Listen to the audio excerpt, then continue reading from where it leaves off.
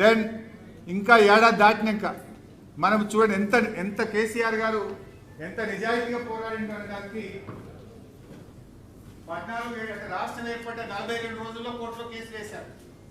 ఏడాదిలోగా పరిష్కరించాలి. ఏడాది దాటినప్పుడు 11/8/2015 కరెక్ట్గా విత్ ఇన్ డేస్ ఒక్క రోజు కూడా వేస్ట్ చేయకుండా కేంద్రం 1 ఇయర్లో పరిష్కరించకపోతే 2015 ఆగస్టులో మళ్ళీ సుప్రీంకోర్టుకు పోయినారు. సుప్రీంకోర్టులో పోరాడినాం. ఇక్కడ ఫస్ట్ ఎపెక్స్ కౌన్సిల్లో మాట్లాడడం జరిగింది. సెకండ్ ఎపెక్స్ కౌన్సిల్లో మాట్లాడినాం. సెకండ్ ఎపెక్స్ కౌన్సిల్లో వాళ్ళు కేంద్రం ఒప్పుకున్నది. లేదు మీరు విత్డ్రా చేయండి, సుప్రీంకోర్టుకి వెళ్ళి మేము ట్రిబ్యునల్ వేస్తాము అని కేంద్రం దిగొచ్చింది. దిగొస్తే వెంటనే మళ్ళీ విత్డ్రా పిటిషన్ 9/6/2021 కేసీఆర్ గారు విత్డ్రా పిటిషన్ వేసినారు. సరే విత్డ్రా పిటిషన్ వేసిన తర్వాత కూడా సుప్రీంకోర్టులో 4 నెలలు పట్టింది. 6/10/2021 మన విత్డ్రా పిటిషన్ అయిపోయింది. అంటే సుప్రీంకోర్టు ఆమోదించింది. చూడండి 2 ఏళ్ళు తీసుకున్నారు. అపెక్స్ కౌన్సిల్లో మీరు విత్డ్రా చేయండి, వెంటనే మీకు ట్రిబ్యునల్ వేస్తామన్న బీజేపీ ప్రభుత్వం 6/10/2021 మనం సుప్రీంకోర్టులో విత్డ్రా చేస్తే మళ్ళీ ఎన్నికల ముందు రాజకీయ లబ్ధి కోసమో ప్రజల్లోకి వెళ్ళలేమనో ప్రజలు నిలదీస్తారనే భయంతోని కేసీఆర్ ఒత్తిడితోని కరెక్ట్గా 6/10/2021 సుప్రీంకోర్టులో విత్డ్రా చేస్తే 6/10/2023 నాడు సెక్షన్ 3 ఏర్పాటు చేస్తూ ఆ రోజు గెజిట్ నోటిఫికేషన్ ఇచ్చిండ్రు. ఇప్పుడు చెప్పండి కేసీఆర్ గారు ఎంత నిజాయితీగా పోరాడినరో దీన్ని చూస్తే ఎవరికైనా అర్థం కాదా? రాష్ట్రం ఏర్పడ్డ 42 రోజులకు కంప్లైంట్ ఇచ్చారు. ఏడాదిలోగా పరిష్కరించకపోతే ఏడాది నిండిన కొద్ది రోజుల్లోనే సుప్రీంకోర్టు పోయిండ్రు. ఫస్ట్ ఎపెక్స్ లో మాట్లాడినరు, సెకండ్ ఎపెక్స్ లో మాట్లాడినరు. కేంద్రం మాట ఇస్తే విత్డ్రా చేసి పిటిషన్ వేస్తే మళ్ళీ 2 ఏళ్ళు టైం తీసుకొని లాస్ట్కు మనం ఆ సెక్షన్ 3ని సాధించినాం. ఎందుకు ఈ ప్రయత్నం అంతా? 299లో మనం బతకలేం. 299 మనకు సరిపోదు.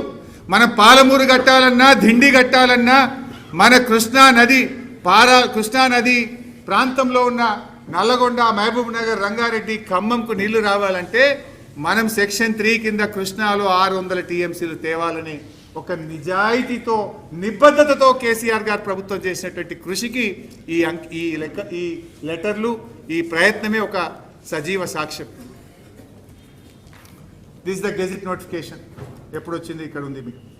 ఇది కేసీఆర్ గారు సాధించిన గెజిట్. ఉమ్మడి రాష్ట్రంలో చూస్తే ఇది 298 కేటాయింపులు. వాడింది ఎంత అంటే వీళ్ళు కేవలం 113. ఆనాటి కాంగ్రెస్ పాలనలో తెలంగాణ రాష్ట్రం వచ్చే వరకు ఆనాడు కృష్ణా నది ప్రాంతంలో వాడిన నీళ్ళు ఎంత అంటే కేవలం 113 టీఎంసీలు మాత్రమే. ఇది కాంగ్రెస్ పీపీటీ. ఇది ఒక్కసారి చూడండి మీరు దయచేసి. మొన్న ఉత్తమ్ గారు మాట్లాడుతూ కాంగ్రెస్ వచ్చినాక మేము 286 టీఎంసీల నీళ్లు మేము వినియోగించాము, అత్యధికంగా వాడినాము అన్నాడు. దీని సంగతి బయట పెట్టా. నెక్స్ట్ స్లైడ్లో మీరు చూడండి. అత్యధికంగా కాదు, తెలంగాణ ఏర్పడ్డ తర్వాత కృష్ణా నదిలో అతి తక్కువ నీటి వినియోగం చేసిందే కాంగ్రెస్ పార్టీ 2024-25. ఎందుకంటే నదిలో నీళ్ళు ఎన్ని వచ్చినాయి, వచ్చిన నీళ్ళలో తెలంగాణ ఎంత వాడింది, ఆంధ్ర ఎంత వాడింది అనేది లెక్క. మీరు చూస్తే తెలంగాణ 2014 నుంచి చూస్తే 30%, 35%, 45%, 33%, 29%, 30%, 36%. ఇక కాంగ్రెస్ ఎంత వాడిందంటే 28.49%. అంటే నువ్వు ఎంత పర్సెంటేజ్ వాడినావు అన్నది ముఖ్యం.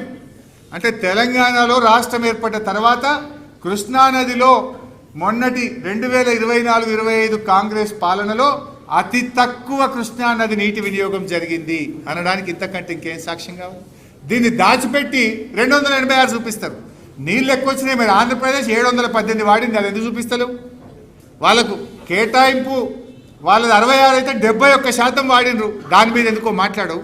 ఆంధ్రప్రదేశ్ వాడిన దాని మీద ever lowest utilization is done during the period of Congress.